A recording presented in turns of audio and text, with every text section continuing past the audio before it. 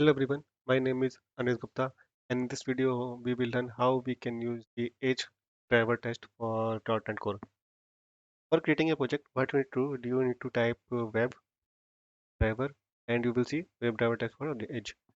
You can create a project by clicking on create. This will be have giving you the project, bootstrap project template and with the basic code. In this thing you can see it is using Edge. If you want to go with Chrome, what you can do, just type Edge, Chrome and replace. You don't need to do anything. This will simply give you the Chrome. If you have other thing in your mind like Firefox, you can go with that. If there is that is not available and if you are getting that from different package, you just need to type different, change this thing. So this will be opening a window, but it will not persist. Like suppose if I open Bing and just check that Bing the title is not matching or not, it is will work. But suppose I log in to Bing with my Microsoft account and later I figure out like if I want to stick with that, but it will not work. So what you need to do, you need to use the profile list directory, something like so this. There is a way you can set the folder. You can take those things help from the ChatGPT. You can ask, you can get all those code written by ChatGPT. That is very easily way to write the code. I also use that thing, and so there is a lot of question about this. First is how I can persist my login. For persisting login, you can do something like uh, having a directory where we are using all those.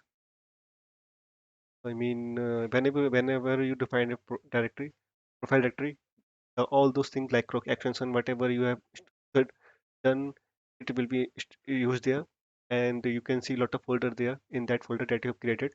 And this way you can persist your login. Suppose I have a website which have very complex login and I don't want to write the code for that. What I can do, I can log in temporary that will be sticking for the time which is setting in the token. And this way I don't need to write the code for login. And one time you open login, this will work. And further, I want to suppose this is using for Bing and I define something like example.com. Now I want to know what is on the page. So there is a lot of way to work with that. You can go to driver dot. I think there will be something like body. So if you want to execute some kind of script, you can do that. Like suppose there is a lot of thing you can do. Like if you have some kind of you can execute a script, and there is a way like find element. Suppose I have a ID. What I can do by ID, I can I dot ID. So this way, suppose I have ID like heading, and I want to know what will be the text. So I type text, and so this way you can get the text. And suppose there is a lot of like suppose there is a list you want to get the all those items. What you can do, you can just write var array equal to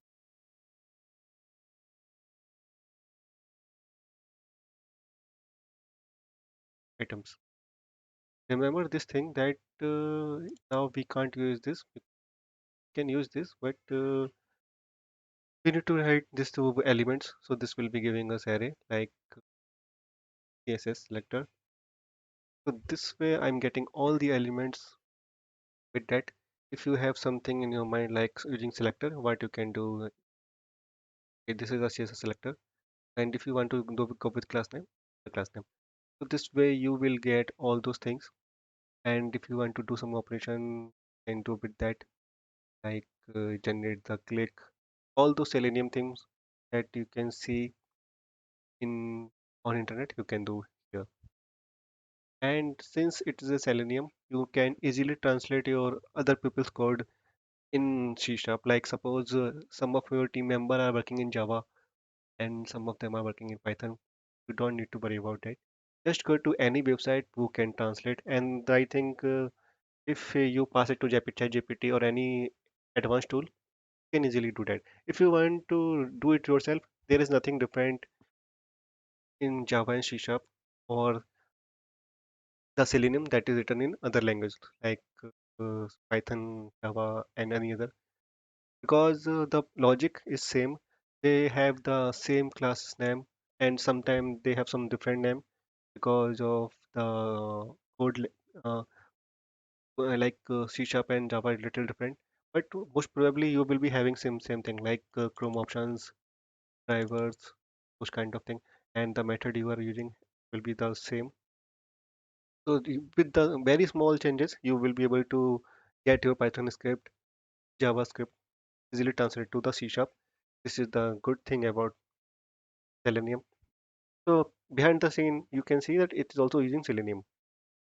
So whatever you suppose on Instagram you find the code, and you can easily do that thing here. So all using that thing, you can easily test. You can write assert. Since it's a C sharp, you can also open your SQL connection, or suppose you want to write logs, whatever happen, you can do with that. You have the access to your machine because this is the C sharp. You can write logs, you can log it to database, you can just check. Even you can go to make calls to database and figure out like it is success or not. Suppose you are doing some operation and whenever success happen, you have entries is you mark as success in the database. You can do those things easily in using this tool. So I hope this will be helpful to you. I used this thing to, you can also use this thing to grab data and other doing other operation. Like suppose you are using some website and you find that you are doing some basic thing, you can also automate it using this tool. So thanks for watching video. If you have any question, let me know in comment.